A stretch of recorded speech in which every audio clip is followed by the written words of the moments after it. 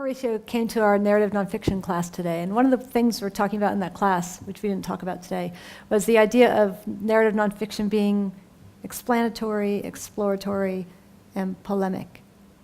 What do you think? Do you have a polemic in this book, do you think? Yes, I mean, it is wrong that you can have an Indian and a Filipino in the same engine room doing the same job and being paid separate rates, and that's just, why are the Danes paid so much better than the Filipinos? And they say, well, because the dollar goes further in Manila.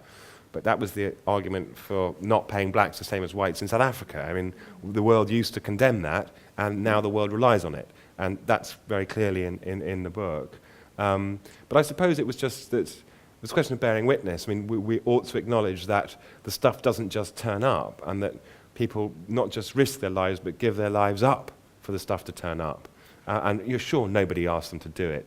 But they'd all made the same wish when they were young, which is they'd wanted to go to sea, and then they find themselves in this situation, and it's like everything else, it's getting harder, and they suck it up and deliver the goods. And some of it's really quite mad. I mean, as I said, there's no reason for us to be taking milk in these appalling, convoluted ways, but it seems that the world economy needs us to move stuff around. And what was so extraordinary, actually, was that it works.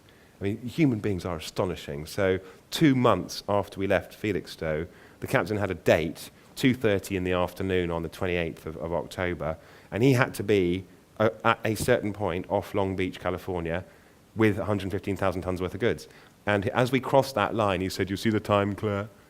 2:30, marvellous, incredible. And to do that, he defeated a cracked piston casing, pirate threats, typhoon, multiple errors by crummy pilots, dodgy business in the Suez Canal, and he just brought her home again. And it's people, men and women, like that, who make the whole thing work. And you see how it is that future generations, and God knows humans are so crap at the future, aren't we? I mean, once in a generation you get somebody along like H.G. Wells who'll say, right, there's going to be nuclear submarines, there's going to be the atom, there's going to be Wikipedia, and then he disappears and we're left to kind of just fulfill it.